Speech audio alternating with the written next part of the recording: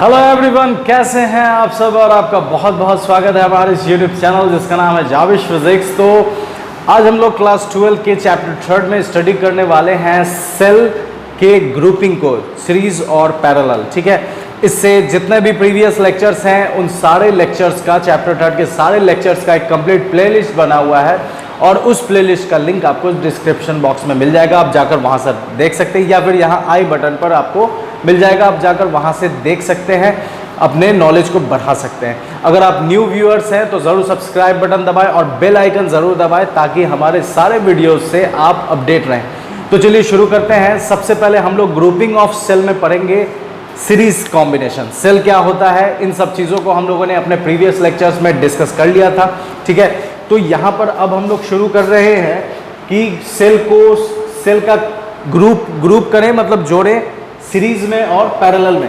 तो सबसे पहले हम लोग समझेंगे यहाँ पर सीरीज कॉम्बिनेशन। ठीक है, सीरीज कॉम्बिनेशन देखिए, सीरीज कॉम्बिनेशन में जैसे हम दो सेल लेते हैं, ये मेरे पास एक सेल हो गया, ठीक है, और फिर मेरे पास ये एक दूसरा सेल, ठीक है, ए बी सी, ये दो सेल है मेरे पास, सेल 1 सेल 2।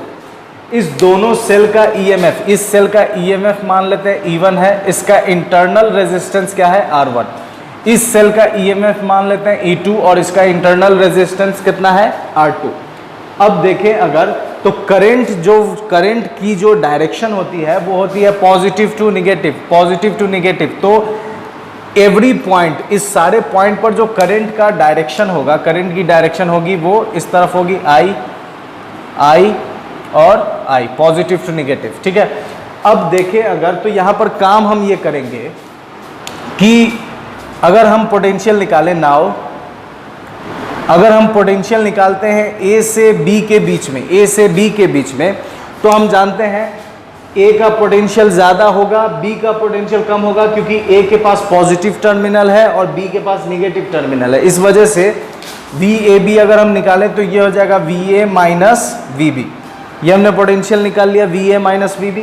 ठीक है, अब VA अगर हम देखें, VAB निकालें तो VA एक्चुअली में क्या होगा, A के पास जो पोटेंशियल है वो क्या है E1, तो ये हो जाएगा E1, और VB, B के पास जो पोटेंशियल होगा वो एक्चुअली में होगा I into R1, I into R1। तो ये हमने VAB निकाल लिया। ठीक है, अब हम काम क्या करते हैं, B से C के बीच में निकालते हैं, VBC, तो फिर से पॉजिटिव माइनस निगेटिव, तो VB माइनस VC, तो VBC कितना हो जाएगा, तो VB के पास EMF हो गया E2 और VC के पास EMF हो जाएगा IR2।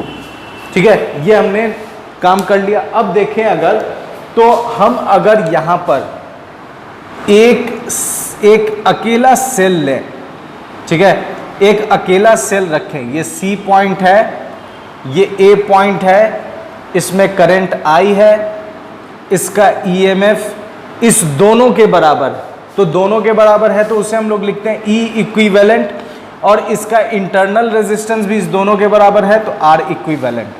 तो जब हम इसके लिए काम करेंगे तो VAC मेरा कितना हो जाएगा, तो VAC एक्चुअली में हो जाएगा VAC VA माइनस, ठीक है, VA माइनस VC, ठीक है, VA माइनस VC, VA क्या हो जाएगा E equivalent, VAC is equal to हो जाएगा E equivalent minus I R equivalent. ठीक है, क्या क्या काम करा फिर से एक बार देख लें। हमने दो सेल को सीरीज में जोड़ा, इसका EMF E1 है, इंटरनल रेजिस्टेंस R1 है, इसका EMF E2 है, इंटरनल रेजिस्टेंस R2 है। सीरीज में सब जगह करंट एक जैसा होता है, इस वजह से, ठीक है, सब जगह करंट I है। हम इस दो के बीच में पहले पोटेंशियल निकाले तो VA माइनस VB इतना आ गया E1 माइनस IR1। BC के लिए निकाले, B से C के लिए, तो E2 माइनस IR2। फिर हमने क्या करा कि इस दोनों सेल के जगह पर एक सिंगल सेल रखा और ये सिंगल सेल इस दोनों के इक्विवेलेंट है, इसका EMF इस दोनों के इक्विवेलेंट है, इस वजह से E इक्विवेलेंट इस दोनों का और R इक्विवेलेंट इस दोनों का। इसके लिए फिर से हमने यही फॉर्मूला यूज करा, E equivalent minus IR equivalent. अब इतना करने के बाद हम काम क्या करेंगे, देखिए नाउ VAC अगर हम लिखें तो VAC को हम क्या लिख सकते हैं, VA माइनस VC लिख सकते हैं। ठीक है, अब हम यहाँ पर एक काम करेंगे, VAC रहने देते हैं, काम ये करना है VAC माइनस VC। अब हम यहाँ VB को जोड़ेंगे और VB को घटा देंगे, कोई दिक्कत नहीं है, कोई फर्क नहीं पड़ेगा, जितना हम जोड़ रहे हैं उतना ही माइनस कर दे रहे हैं। लेकिन इतना करने से मेरा एक काम हो जाएगा, काम क्या होगा देखिए, VA माइनस VB कर दें प्लस और VB माइनस VC कर दें। इतना काम कर दिए, क्या किए हम, जितना ऐड किए उतना ही सब्ट्रैक्ट किए और फिर इसको सजा कर लिख दिया, माइनस वाले को VA के साथ और VB माइनस VC।